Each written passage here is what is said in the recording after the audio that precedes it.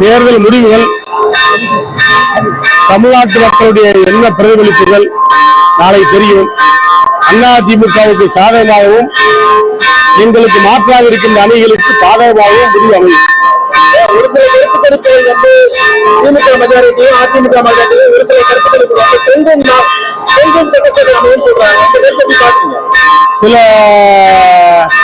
டிவிக்களுடைய கருத்து கணிப்புகள் அது எங்களை எதிர்த்திருக்கின்ற கட்சியினுடைய பினாமி டிவிக்கள்.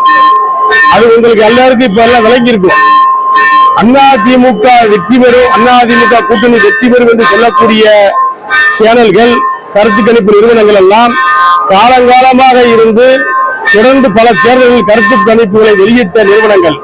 திமுக வெற்றி பெறும், தாவேக வெற்றி பெறும் சொல்லக்கூடியவர்களெல்லாம் புதிதாக வந்து முளைத்திருக்கின்ற கருத்து கணிப்பு நிறுவனங்கள். ஆக வெற்றி யாருக்கு என்பதை மக்கள் முடிவெடுத்திருக்கிறார்கள், வாக்களித்திருக்கிறார்கள். ரெட்டலை ஜெயிக்க போகிறது, நாளைக்கு ரெட்டலை ஜெயிக்க போகிறது. கொஞ்சம் சட்டசபை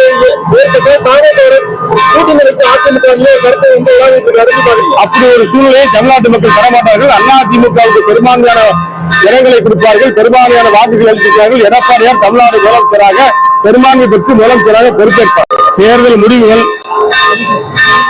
தமிழ்நாட்டு மக்களுடைய என்ன பிரதிபலிப்புகள் நாளை தெரியும்.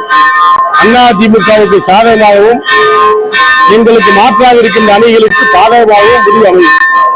ஒரு சில கருத்துக்கள் வந்து திமுக மெஜாரிட்டியும் அதிமுக மெஜாரிட்டியும் ஒரு சில கருத்துக்கள் கொஞ்சம் சட்டசபை அமையும் சொல்றாங்க. சில டிவிக்களுடைய கருத்து கணிப்புகள் அது எங்களை எதிர்த்திருக்கின்ற கட்சியினுடைய பினாமி டிவிக்கள். அது உங்களுக்கு எல்லாருக்கும் இப்ப எல்லாம் விளங்கி இருக்கும்.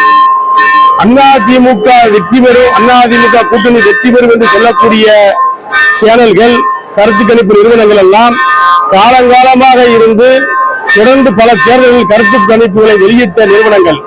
திமுக வெற்றி